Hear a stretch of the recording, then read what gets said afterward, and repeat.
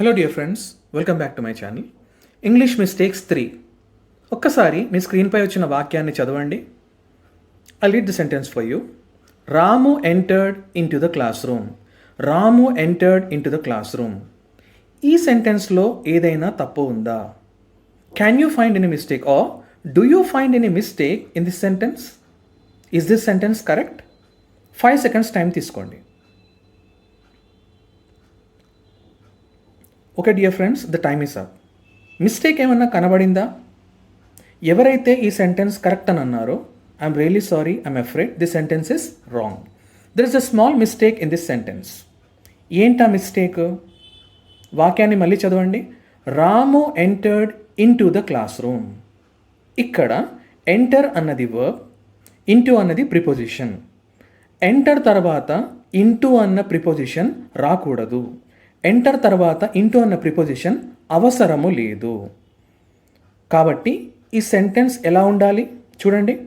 Ramu entered the class room. Ramu entered the class room. ఇప్పుడు ప్రశ్న, enter తర్వాత preposition into అన్న ప్రిపోజిషన్ ఉండకూడదు అని మనం అన్నాం, అవునా? కారణం ఏంటి? రైట్, ఒక్కసారి ఎంటర్ అంటే మీనింగ్ ఏంటో చూద్దాం. ఎంటర్ అంటే to go into. Enter is equal to go into లేదా వెంట్ ఇంటూ. గోకి పాస్ట్ టెన్స్ వెంట్ కదా, వెంట్ ఇంటూ. లేదా come into, came into. Come present tense, came past tense. Go present tense, went past tense. Enter అంటే ఏంటి? Go into లేదా went into. ఇప్పుడు ఒక పని చేద్దాం. ఇందాక నేను తప్పు అన్న సెంటెన్స్ అన్నాను కదా, Ramu entered in to the class room. ఆ వాక్యంలో ఎంటర్ బదులు దాని మీనింగ్ గో ఇంటూ లేదా వెంట్ ఇంటూ అనేది సబ్స్టిట్యూట్ చేసి చూద్దాం. చూడండి, Ramu entered in to the class room. ఇక్కడ ఎంటర్ బదులు నేను వెంట్ ఇంటూ అన్నది, జస్ట్ ఎంటర్ అన్న పదం బదులు వెంట్ ఇంటూ అన్నది పెడుతున్నా. ఏమవుతుందో చూడండి. Ramu went into the class room. Ramu went into the class room. Is it correct? Into అన్నది 2 times ఉంది, కరెక్టా? అవసరమా? లేదు. దీన్ని బట్టి మనకు అర్థమైంది ఏంటి? ఇంటూ అన్న ప్రిపోజిషన్ ఆల్రెడీ ఎంటర్ అన్న పదంలోనే ఉంది. ఎంటర్ అంటేనే గో ఇంటూ లేదా వెంట్ ఇంటూ. కాబట్టి మళ్ళీ మనం ఇంటూ వాడాల్సిన అవసరం లేదు. కాబట్టి మిస్టేక్ ఏంటి? Most of us make this mistake while writing, while speaking. It's wrong. Please be very careful. The preposition into is not necessary after enter because it's a constituent of enter.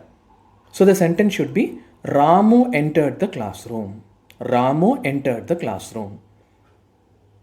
ఇప్పుడు ఇంకో ప్రశ్న, enter తర్వాత into అన్న preposition ఉంటుందా? కొన్నిసార్లు మీరు బుక్స్లో చూసుంటారు. ఒక్కసారి ఈ వాక్యాన్ని చూడండి. రామూస్ ఫర్మ్, ఫర్మ్ అంటే ఫ్యాక్టరీ లేదా industry. Ramu's firm entered into an agreement with Mohan's firm last week. Ramu's firm entered into an agreement with Mohan's firm. లేదా I entered into an argument with Mohan. ఇక్కడ అగ్రిమెంట్ లేదా argument గురించి మాట్లాడినాను. ఈ సెంటెన్స్లో, ఇప్పుడు screen పైన ఉన్న సెంటెన్స్లో into అన్నది ఉండాలి. ఎంటర్ తర్వాత ఇంటూ అన్నది ఉండాలి. ఎందుకు? కారణం ఏంటంటే ఇక్కడ అగ్రిమెంట్ అన్నది ఒక యాబ్స్ట్రాక్ట్ థింగ్. అగ్రిమెంట్ అంటే ఏంటి? ఒప్పందం. ఒప్పందం అంటే నేను ఇక్కడ వాళ్ళు చేస్తున్న సైన్ల గురించి కానీ ఆ ఫైల్ గురించి, పేపర్ల గురించి మాట్లాడట్లేదు. టేబుల్ పైన కూర్చొని 2 దేశాలు కానీ 2 కంపెనీస్ కానీ చేస్తాయి కదా, దాని గురించి నేను మాట్లాడట్లేదు. ఒప్పందం అంటే దానికి ఒక స్పెషల్ రూపం లేదు. డిస్కషన్కి రూపం ఉందా?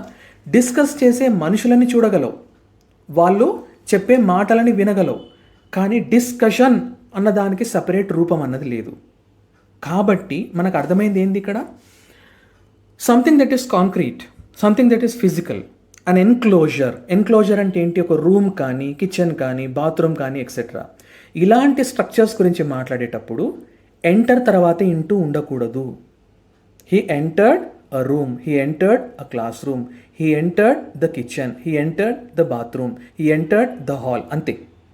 కానీ abstract థింగ్స్ ఉన్నాయి కదా, అగ్రిమెంట్ ఒప్పందం, ఆర్గ్యుమెంట్, వాదన, డిస్కషన్, చర్చ అలాంటివి వచ్చినప్పుడు కంపల్సరీగా ఎంటర్ తర్వాత ఇంటూ ఉండాలి.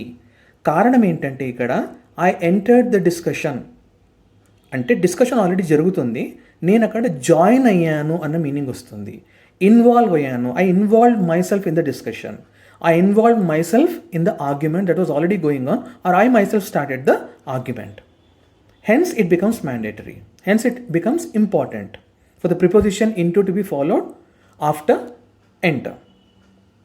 ఇంకోటి, ఈ ఎంటర్ ఇంటూ అన్నది అగ్రిమెంట్ దాంట్లో వచ్చింది కదా, వాక్యంలో వచ్చింది కదా, Ramu's firm entered into an agreement అని. ఈ ఎంటర్ ఇంటూ అనేది ఒక ఫ్రేజల్ వర్బ్ కూడా. ఫ్రేజల్ వర్బ్ గురించి సపరేట్ నా రెగ్యులర్ వీడియోస్లో సపరేట్ వీడియో డీటెయిల్గా నేను చేస్తాను. కాబట్టి try to avoid this mistake. When you're talking about a physical enclosure, do not use the preposition into after enter. Do not use the preposition into after enter. The preposition into should not follow the verb enter. He entered the room, that's all.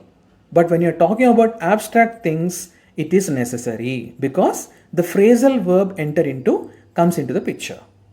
ఇలాంటి abstract things ఉన్నప్పుడు enter into అన్నది వాడాలి. ఇంకోసారి చెప్తున్నా, rooms గురించి, enclosures గురించి మాట్లాడేటప్పుడు, room etcetera వాటి గురించి మాట్లాడేటప్పుడు ఎంటర్డ్ ద రూమ్ అంతే. కానీ డిస్కషన్, ఆర్గ్యుమెంట్ అలాంటి వాటి గురించి మాట్లాడేటప్పుడు మనం ఫ్రేజల్ వర్బ్ గురించి మాట్లాడుతున్నాం. ఎంటర్ ఇంటూ, అప్పుడు ఎంటర్ తర్వాత ఇంటూ అన్నది రావాలి. Thanks for watching my video. మీకు ఇంకేమైనా డౌట్స్ ఉంటే, ఇంగ్లీష్లో ఎలాంటి డౌట్స్ ఉన్నా ప్లీజ్ కమెంట్స్లో పెట్టండి, నేను డీటెయిల్గా ఎక్స్ప్లెనేషన్ ఇస్తాను.